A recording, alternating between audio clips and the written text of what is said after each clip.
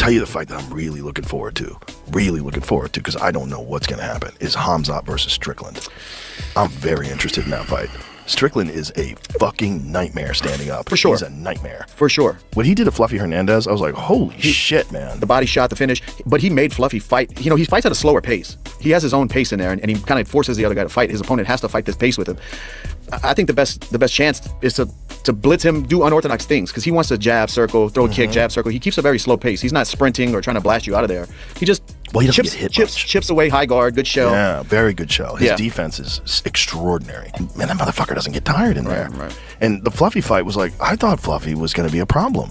I'm like, Fluffy's really good, man. You think he submitted Adolfo Vieira. He's got all this fucking crazy cardio. He puts a pace on guys, and Strickland made it look like he just did not belong in there. By the way, Khamzat, what do you think about Khamzat? He's a great fighter. Yeah. He's a good fighter. Yeah. Who do you think if him and Strickland fight, who do you think wins?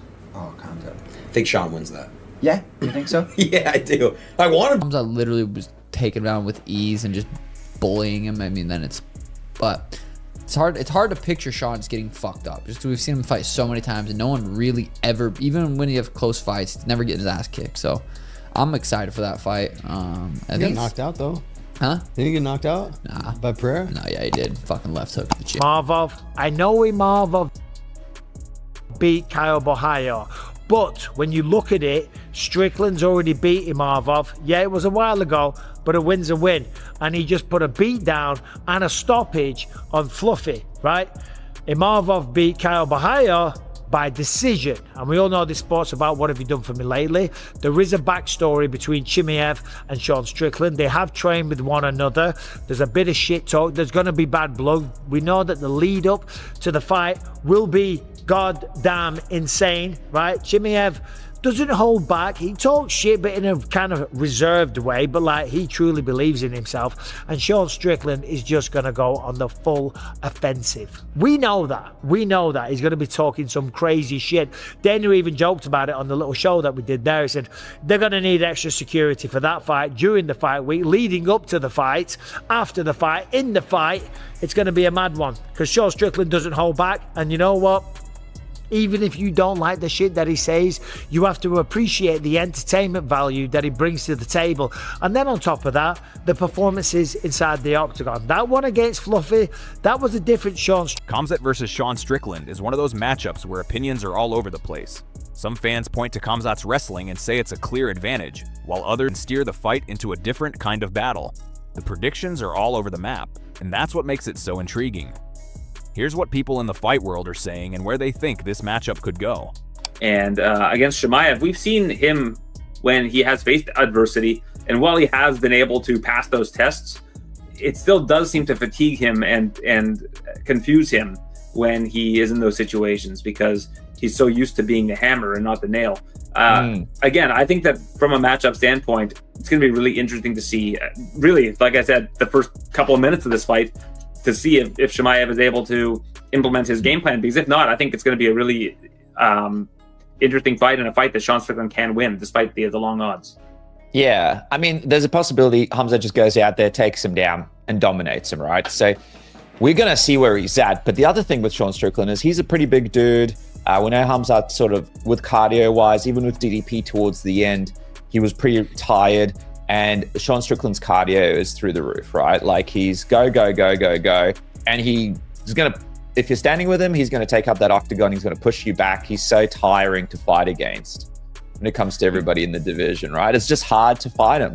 So if it's really going to test Khamzat's cardio, if it's standing for a couple of rounds even, to see where he's at. I feel like it's going to answer a few questions for us if Sean can stop these takes. Sean O'Malley weighed in on the grappling difference between Khamzat Chimaev and Sean Strickland. He noted that while Strickland has solid defense and some grappling skills, he hasn't faced anyone who can apply relentless pressure throughout the fight. O'Malley raised a valid point about whether Khamzat can maintain that pressure for an entire fight, especially if Strickland keeps getting back up. It's a solid observation. Taking someone down once is one thing, but repeatedly doing it, especially when they keep getting back up, is what really starts to drain you. Sean Strickland, has Sean Strickland ever fought a really, really strong wrestler? I looked through his resume and he has not. Not really fought a strong wrestler, but he's known for having really good grappling, really good takedown defense, but there's just different fucking levels of grappling, and Khamzat is at the highest level. Like, I mean, him and Islam are the two. They're just so dominant in that aspect. Sean Strickland has great cardio. He's gonna show up ready to go. The question is, can Khamzat keep the pace of? He kept the pace against DDP.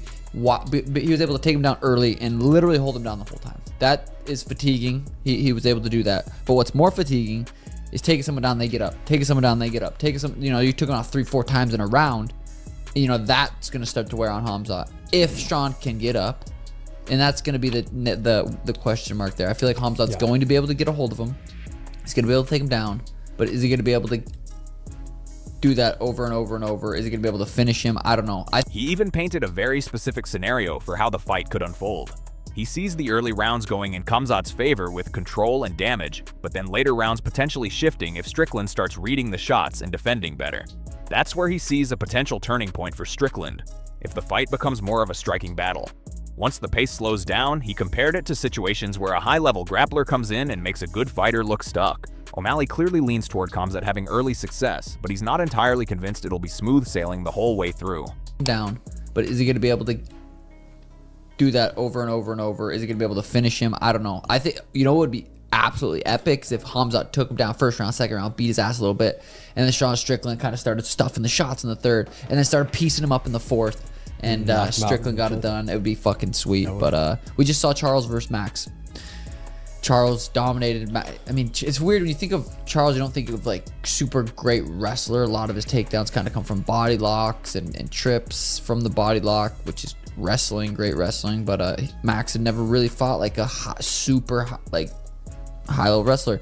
And are we gonna see the same kind of thing play out where Khamzat takes him down and it's kind of the same fucking thing? I don't know. Super excited for that fight. Final prediction, don't have one because Paul Felder noticed the version of Strickland that everyone's been talking about lately. What stood out to him was how Strickland looked in his last fight, more aggressive, willing to sit down on his punches, and not just relying on that steady jab style he's known for. At the same time, Felder acknowledged that Strickland understands the challenge ahead and didn't shy away from the wrestling aspect. Instead, he seems to view it as the right moment to test his skills against someone like Khamzat. Strickland is coming into this fight with momentum, with Camacho Usman staying active and the division moving in a good direction. No strange matchmaking to complicate things. He looked great. He looked rejuvenated. He came out. He showed that power. He did all the things that we said, if Sean would only do this, and it's all the things that his coaches have been saying, if he would do this like he does in the gym, he's a world beater, and he looked like that. And there's history. He talked all the right shit about Chimaev, and it got him the fight. And I'm also happy to see that Chimaev ready to go, willing to take the fight. Yep. Things are in order. The middleweight division moving again, a contender, first a champ at the division. He's not moving up. There's no shenanigans. I was very pleased to see that it's moving that way. Michael Bisping took a more cautionary approach when discussing the fight, highlighting the danger for Strickland. He flat out said it's a tough matchup, and you can tell he's emphasizing the early rounds, especially with what Khamzat brings to the table. Bisping sees the biggest challenge for Strickland being those first few rounds. If Khamzat manages to take him down and settle into control, things could get bad quickly. However, Bisping pointed out that Strickland isn't easy to control. He's tough to keep down and knows how to survive on the ground, which could play a huge role in how the fight unfolds.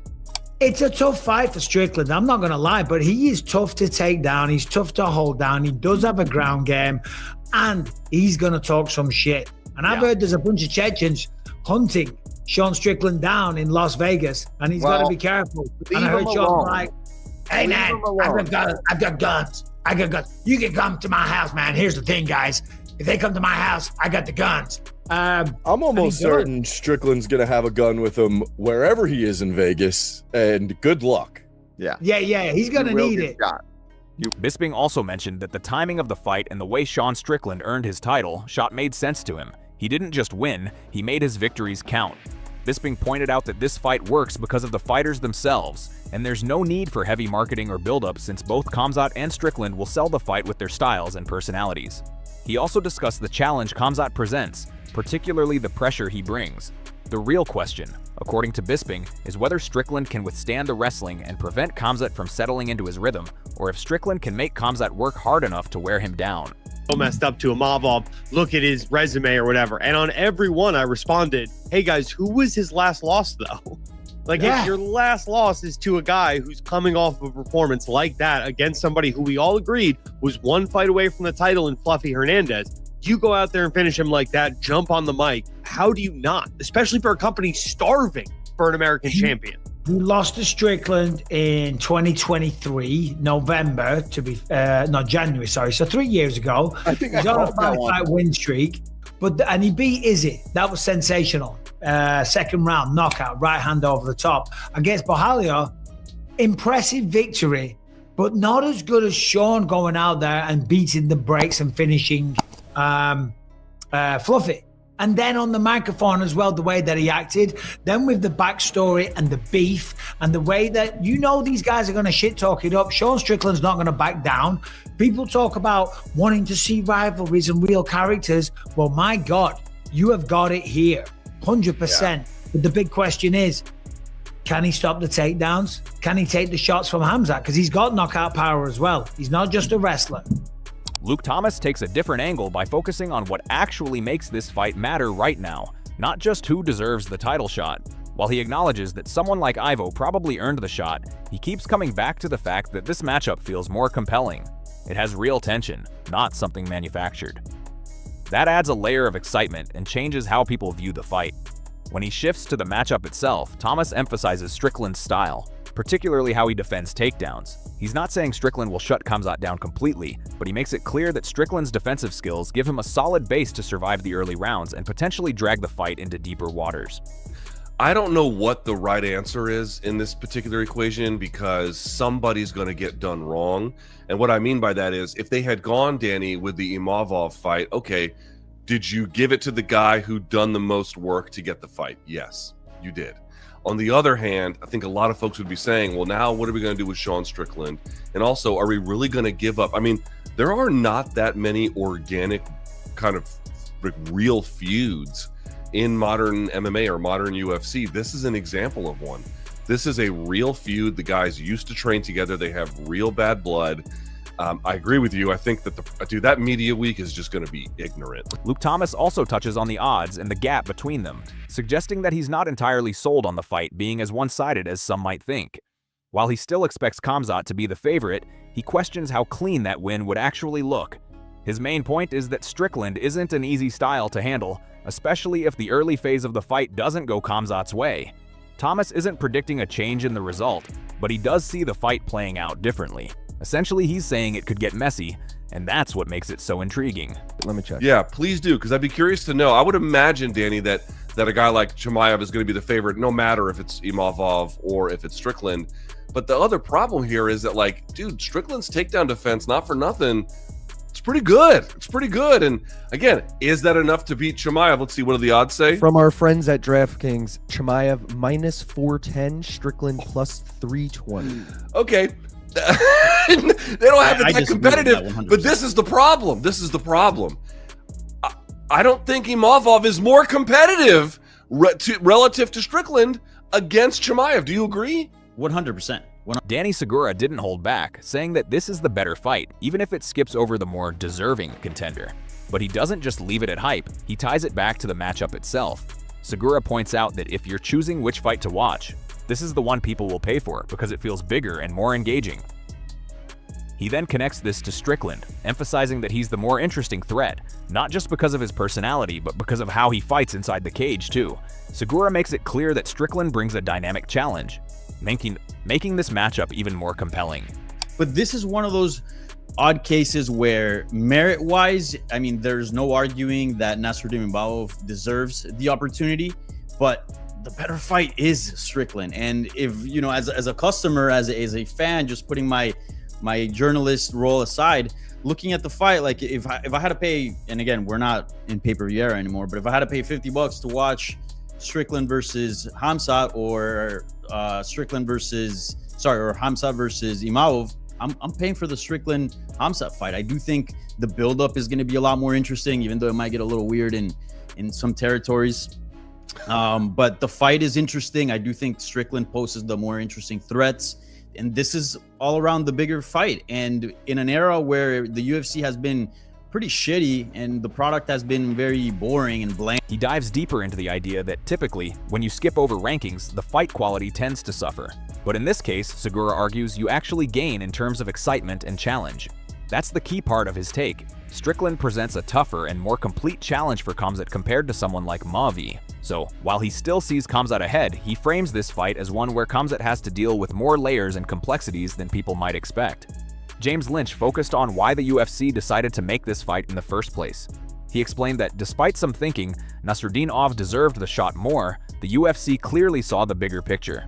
Lynch pointed out the history between Khamzat and Strickland, having trained together and the back and forth between them, and how that makes the build-up almost sell itself. When it comes to predictions, Lynch leans toward Khamzat winning, mainly because of the pressure and wrestling he brings. He acknowledged that Strickland has pulled off surprises before, like beating Israel Adesanya, but he still feels Khamzat is the tougher matchup overall. Lynch explained that Khamzat's ability to keep forcing takedowns and control positions could slowly wear Strickland down over the course of the fight. At the end of the day, this fight really comes down to who can impose their game first and maintain it. If Khamzat gets those early takedowns and controls the pace, it could look dominant fast.